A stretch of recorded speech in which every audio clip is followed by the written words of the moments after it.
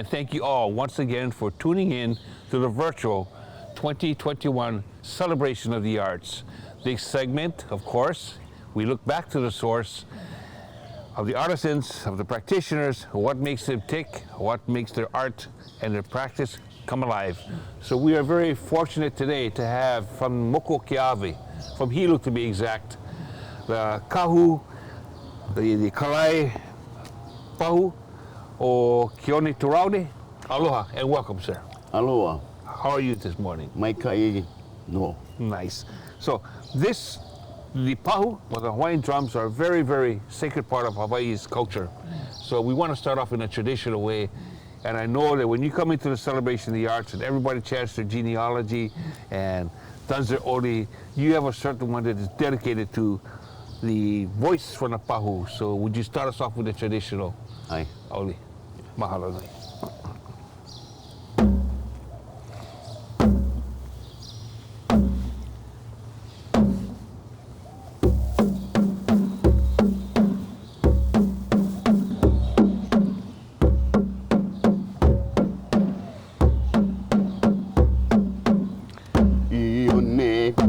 Pahu, Ione halita pahu, akele akiu, akele kele akiu.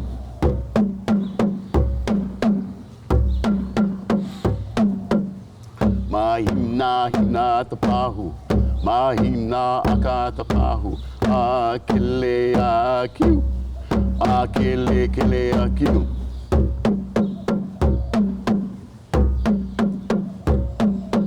Kaiku atapahu, iyo hau mea a kele kele akiu, a kele kele akiu.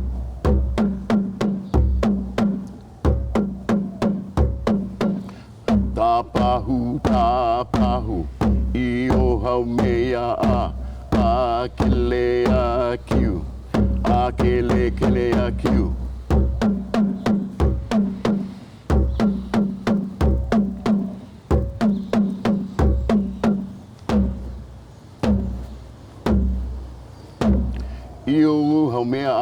Tapau.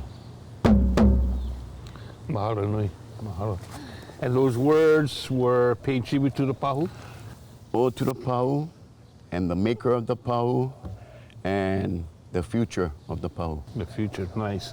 So I was taught, and I'm sure you're taught too, that through hula, this is one of the most sacred instruments in hula itself, and that when you kani, is it the voice of the ancestors that comes out and speaks to you whenever you do this? The voice of the kupunas and orokumus from the very past unto the present, until got passed on to me, and continue on that voice like a thunder or big waves rolling on the shoreline. Ah, I see.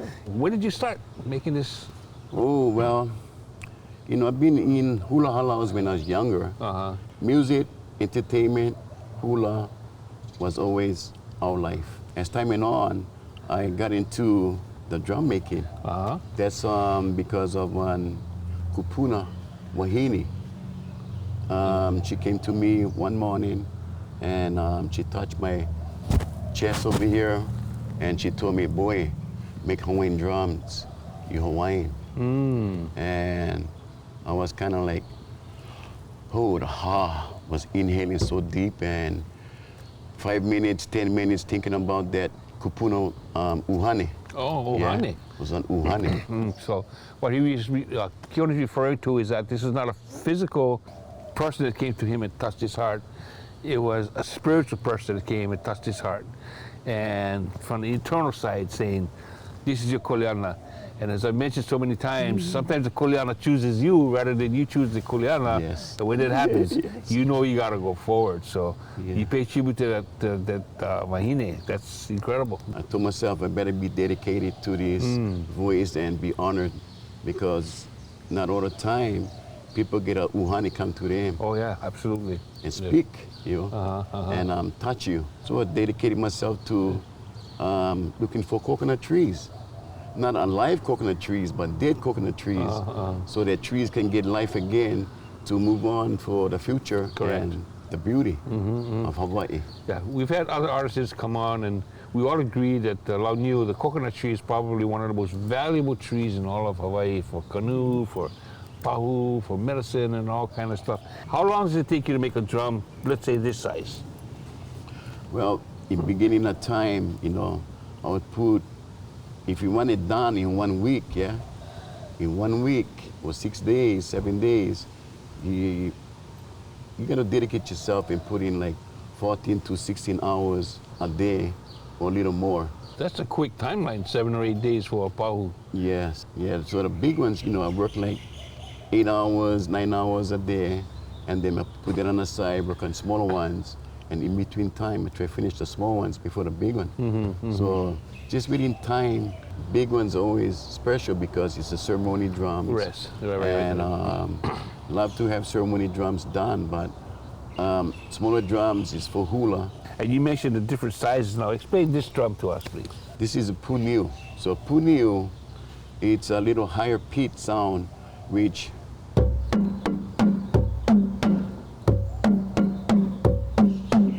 so that sounds, instead of using outside of the drum, you get the low part, and so it is traditionally tied to the knee for convenience and just to be able to strike two at the same time. yeah, Okay. And I noticed that you don't use your hands on this, you use more of a cordage. more of a cordage. So you have cordage, or you can use a la'i or tea leaf. Oh yeah. So this is what they call a ka, yeah. So when you use a la'i ka, yeah, so it's a very sacred ka you're using on a puniu. And this would be made from the coconut shell. Shell. So you have coconut made from different type of coconuts, and white are the shells, yeah.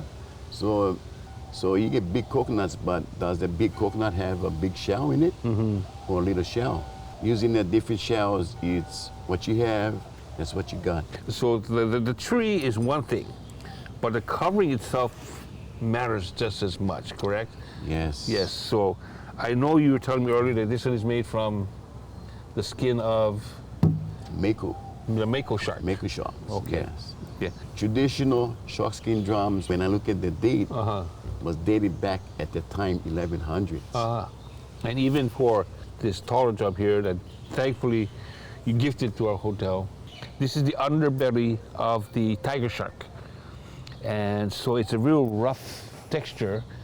With shark skin being so hard to find, the common top would be the rawhide, correct? Yes. That been changed back in the 1974, 76. Like this one you gave to us, and then in with Kaleo Kanaloa, our deity of the deep sea. You're a man of the deep sea as well, and you carved this. What is the explanation on these figures on the side here? Okay, with this power right here, I was thinking about, okay, I'm gonna give this power to Clifford. I thought about Clifford, he's always by the ocean and always eating fish when they can eat fish, and people are related to the ocean, always put on designs of the ocean. When you talk about Kanaloa, you talk about the shoreline, all the way down to the depths, the deepest depths that a person can dive to. Now, presently, who are you giving more kuleana to try and learn your ways and share the mana'o, the thought, etc., about bringing forth more pahu? Do you have a student? Well, I have students around, but it's up to the students to continue on this type of hana and malama. You giving them mana'o and you see which ones will filter through and make it through to the end. Yeah, so I got one of my sons, that's his kuleana. They've been doing this when they was 12 years old, helping as helper. So as within time, they learn more and more about the coconut tree, learn more about the wood, how hard it is, how heavy it is, and the difference of the looks, traditional or modern. I see. I was taught by the late, great Kumuhula, Charles Kaupu, that you would never cover the top of your pahu or put ornaments on it, etc. Because when you funny this, it is the voice of the ancestors that comes up. And if you cover it, it's like you have a stranglehold upon your past. And I guess it's just a matter of respect, huh, for Yeah, a matter of respect. You know, always been told that don't put anything on a drum. It's not a table, it's a living thing. Yes. So you gotta respect what it is and let it be what it is. Mm-hmm. And that's, pretty much for the entire Hawaiian and Polynesian culture is that when you take something from the earth, it's alive when you do it. And then it's still alive when you transform it.